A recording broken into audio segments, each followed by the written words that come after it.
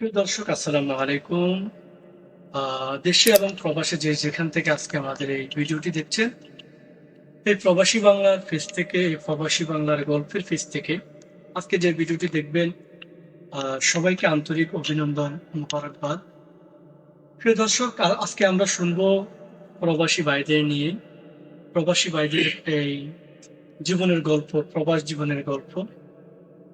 আজকে তেমনই আমাদের মাঝে আছে, আমাদের সাথে আছে আমাদের এই প্রবাসী প্রিয় একজন ভাই, যিনি আজকে আমাদেরকে তিনার প্রবাস জীবনের গল্প শেয়ার করবে আমাদের সাথে।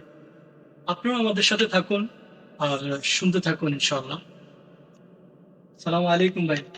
ওয়ালাইকুম আসসালাম। ভালো আছেন? ভাইয়ের নাম কি? আমার নাম জিল্লুর রহমান। দেশের বাড়ি? দেশের বাড়ি পিরপুর। আমরা শুনবো প্রিয় দর্শক, আমরা শুনবো আজকে তিনার গল্প। আপনি আমাদেরকে আপনার প্রবাস জীবনের গল্পগুলো আমাদের সাথে শেয়ার করুন। কত সালে আসছেন আপনি প্রবাসী?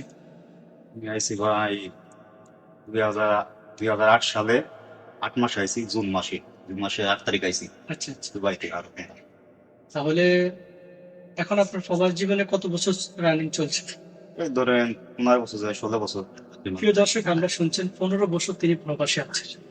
আমরা জানবো আপনি প্রবাস জীবনের এই কষ্টের মুহূর্তগুলো এবং সুখের মুহূর্তগুলো আমাদের সাথে, আমাদের দর্শকদের সাথে শেয়ার করবেন। আসলে ধরেন যে সময় আইছি, ধরেন একজন মানুষ প্রবাসে আসে কি যে কোনো একটা আশা ভরসা নিয়ে আসে। আমি ওরকম নিয়ে আইছিলাম আশা ভরসা। প্রথম ফার্স্টে আইছিলাম কোম্পানিতে, ইন্ডিয়ান কোম্পানিতে আইছিলাম। আসার পরে কোম্পানি ওরকম ভালো গেছে নাই। তারপরে ধরেন আইস টাকা পয়সা দিয়ে আইসি। আসার পরে ধৈর্য শিল্পীর কোম্পানিতে কাজ কাম করছি। 3-4 মাসের বেতন হাতে রাখছি। তারপরে কোম্পানিতে অল্প টাকা স্যালারি দিছে। দেওয়ার পরে অনেক সময় স্যালারি দিত, আবার দেয় নাই। তারপরে কোম্পানিতে থাকছি। থাকছি কিসের লিগে? দেশে ফ্যামিলির ভালো রাখার লিগে। দেশের ফ্যামিলিকে ভালো রাখার জন্য।